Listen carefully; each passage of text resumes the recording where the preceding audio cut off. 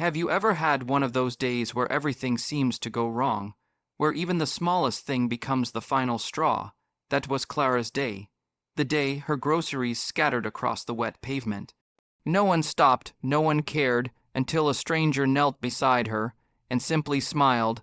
Clara was a woman of quiet strength. She wasn't rich. She didn't live in a fancy house, but she worked hard every single day.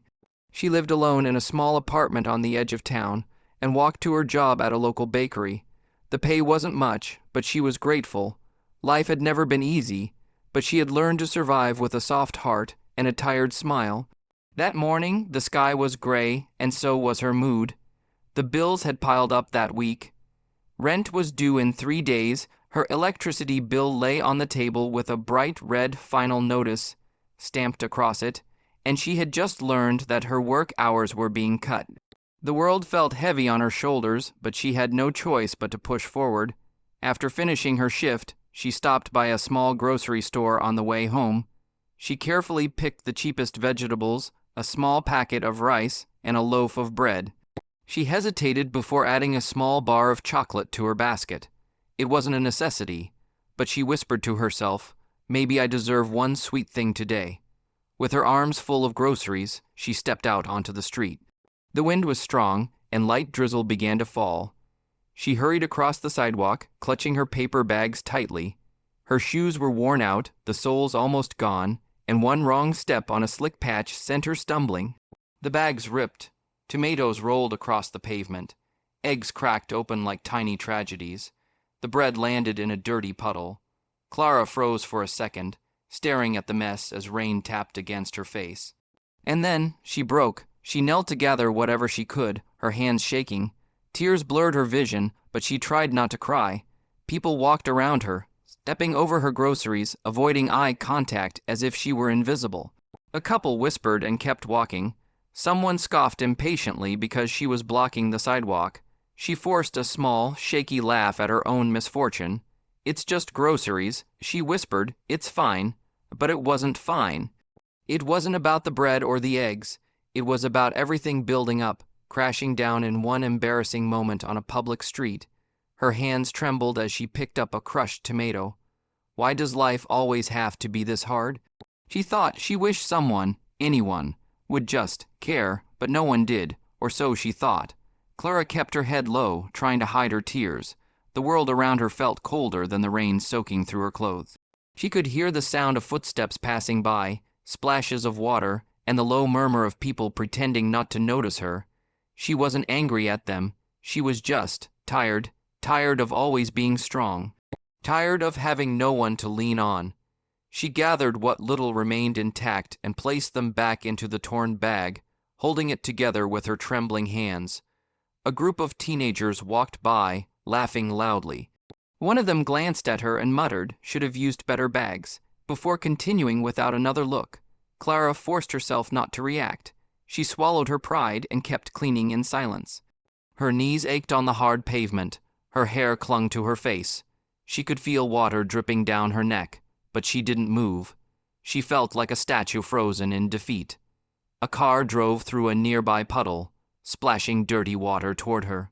She flinched but didn't complain. She just kept picking up broken pieces of her ruined dinner, wishing she could disappear. Finally, she had gathered everything she could.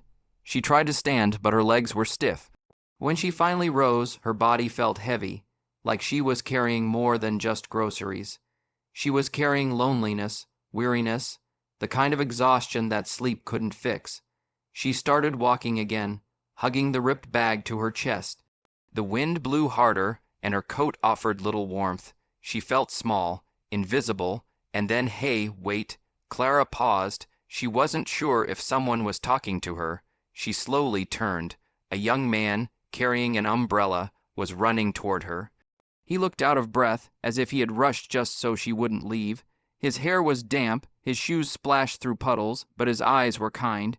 "You dropped this," he said gently, holding up the small bar of chocolate she had bought for herself. Clara stared at it. She hadn't even noticed it had fallen. She opened her mouth to speak, but no words came out. He didn't ask questions. He didn't pity her. He simply offered a warm smile, the kind that said, "I see you." and for the first time that day, Clara felt noticed. The young man stepped closer and held his umbrella over both of them. Clara blinked, startled by the sudden absence of rain on her face.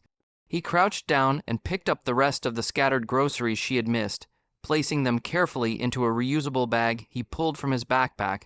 "You shouldn't be carrying all this in paper bags during this kind of weather," he said softly, almost scolding, but in a caring way.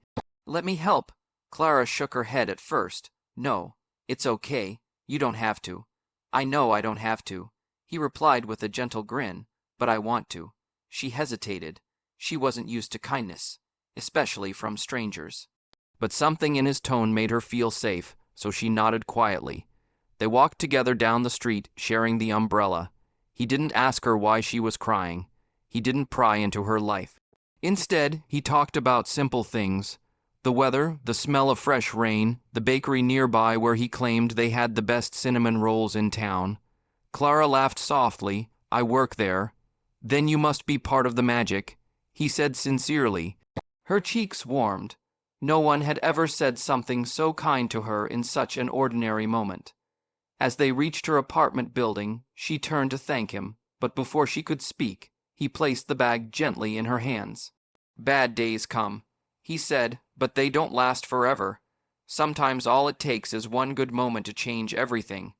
She felt tears fill her eyes again, but this time they were warm, grateful, healing.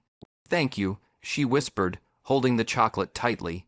He gave her one last smile, a smile that held hope, and then walked away into the rain. Clara stood there for a moment, watching him disappear into the misty street. She looked down at the chocolate bar, now dry and safe in her hand.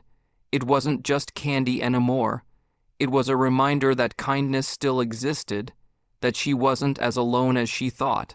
That night, she lit a small candle in her kitchen and made herself tea. She placed the chocolate beside her, not to eat but to remember. She smiled to herself for the first time in a long while. Tomorrow, she decided, she would buy an extra bar, not for herself, but for someone else. Sometimes the smallest gestures carry the greatest weight. A smile, a few kind words, a hand reaching out. You may not change the world, but you might change someone's world. Never underestimate the power of kindness, because one day you might be the reason someone believes in goodness again.